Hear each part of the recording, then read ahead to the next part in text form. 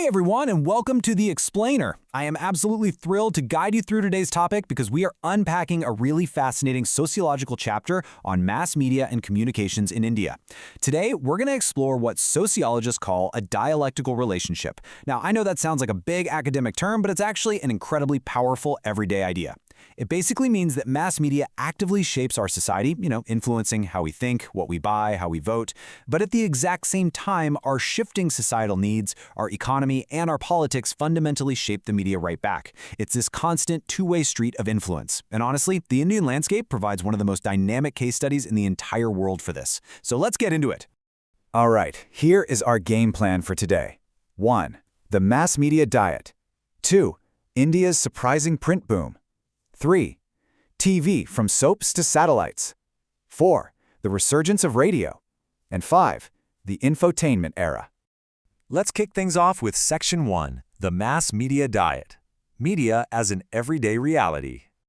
To really understand this, we first need to establish just how incredibly inescapable mass media is in our modern everyday routines. It's not just something we casually consume anymore, right? It's literally the environment we live in. I want you to try something for a second. Mentally strip away all of your gadgets. Imagine waking up tomorrow and there's no television, no cinema, no newspapers, no magazines, no internet, and absolutely no mobile phones. Seriously, how would you pass the time? How would you even know what's happening in the world, or just down the street in your own city? For so many of us, it is practically impossible to imagine. Our work, our leisure, our relationships, they're all deeply intertwined with these technologies. You've got plumbers and carpenters getting their daily jobs through mobile phones, and families separated by entire oceans staying connected via the internet. Media simply is our reality. And this generational divide is perfectly captured by a brilliant R.K. Laxman cartoon. In it, a young girl asks her mother how they passed the time when they were her age. The mother happily lists things like reading, visiting friends, and playing badminton. But when the girl asks about TV and the mother says they didn't have one, the girl's immediate reaction is just, "How sad, was Grandpa so poor?" It's a funny punchline for sure, but it profoundly highlights the generational gap. For the younger generation, the absence of mass media isn't just a different, simpler lifestyle, it's perceived as a literal deprivation. So what exactly do we mean when we say mass media in a sociological context? Well, it's not just two people chatting on a phone. Mass media refers to forms of communication that reach massive audiences. We're talking millions of people all at once. And because of that sheer scale, it requires serious, formal, structural organization. You need major capital investments, large-scale production facilities, and enormous management teams to pull it off. This is exactly why, historically, either the state or massive corporate markets have played the dominant role in shaping how it's structured. Moving right along to Section 2, India's surprising print boom, the paradox of the physical page. Now, here is a wild paradox for you. The global narrative for the past couple of decades has basically been that the internet and television are actively killing off the printed page. But the Indian reality, it's completely different. Over here, newspaper circulation has actually experienced incredible expansion and growth. So new technologies didn't destroy print in India. Ironically, they actually boosted its production and distribution. So why is this happening when the rest of the world is going totally digital? It really comes down to a few key sociological shifts. First off, there's been a massive rise in the literate population.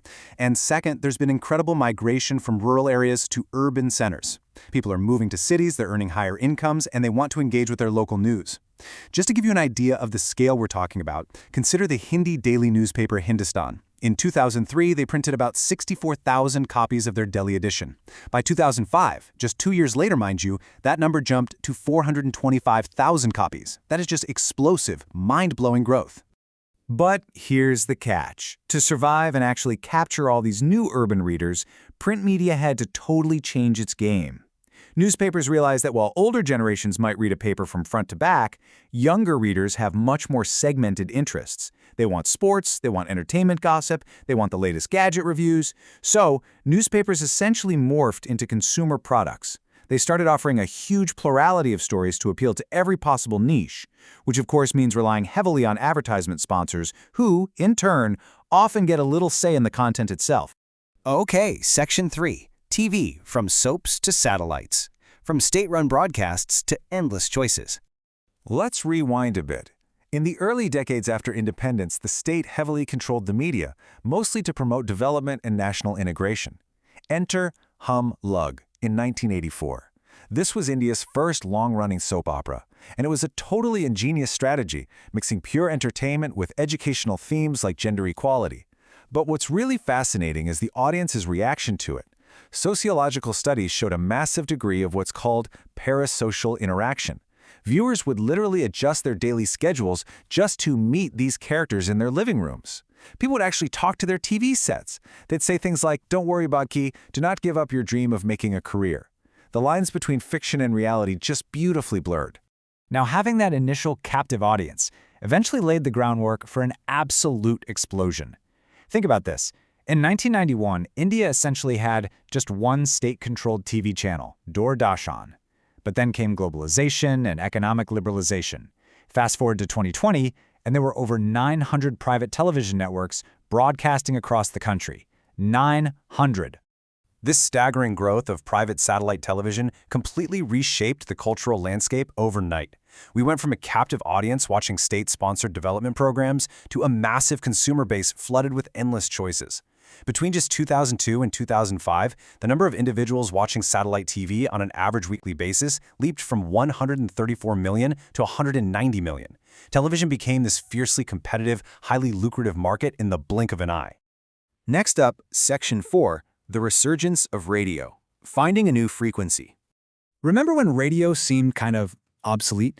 Well, suddenly headlines were screaming things like Radio Gaga, and being a radio jockey became the absolute coolest, hippest career option for Gen Z. So how does an old technology become trendy again? It happened because privately run FM channels finally entered the market. But here is the really interesting catch. They aren't legally allowed to broadcast political news. So, to survive and attract listeners, they had to lean entirely into pure entertainment. This shift definitely didn't happen overnight. It took decades. Back before 1957, All India Radio was pretty much all news and development. Then in 1957, Vivid Bharathi came along and introduced film songs, simply because listeners were craving entertainment. But jump to the 2000s and you have massive corporate media conglomerates taking over the FM waves. They target young, urban professionals with one simple promise: all hits, all day. And interestingly enough, while we have tons of corporate radio and state-run radio, independent public broadcasters, think of like an NPR in the US or a BBC in the UK, are noticeably missing from the Indian broadcasting landscape. And that brings us to our final stop, Section 5, the infotainment era, the fusion of facts and fun. Whether it's a serious newspaper adding a glossy lifestyle and gossip page, or a 24/7 TV news channel blasting dramatic music with flashy spinning graphics, we are living squarely in the era of infotainment. It is the deliberate fusion of facts and fun. Because mass media is now largely a consumer product driven by advertising revenue and market share, the primary goal isn't necessarily just to inform you anymore, it's to sustain your interest so you don't change the channel. News formats have become incredibly lively, immediate, and highly informal. We see reality shows like Kaun Banega Crorepati or Big Boss totally dominating cultural conversations, literally turning everyday people into national superstars overnight. Which leaves us with a really tough but important question to ponder as we wrap up this chapter. As news channels compete 24/7 for the most exclusive, the most dramatic, live coverage, what is the ultimate effect on us, the viewers? Does this immediate, highly intimate format actually foster good public debate and act as a positive democratic tool by bringing hidden issues to light? Or does it sometimes cross a line into pure voyeurism, peering into people's private tragedies just to boost ratings and sell ads? The dialectical relationship we started with tells us that the media reflects our desires, but it also actively shapes our behaviors. So the very next time you turn on the TV or scroll through your newsfeed, ask yourself, who is really shaping whom? Thank you so much for exploring the fascinating sociology of mass media with me today on The Explainer.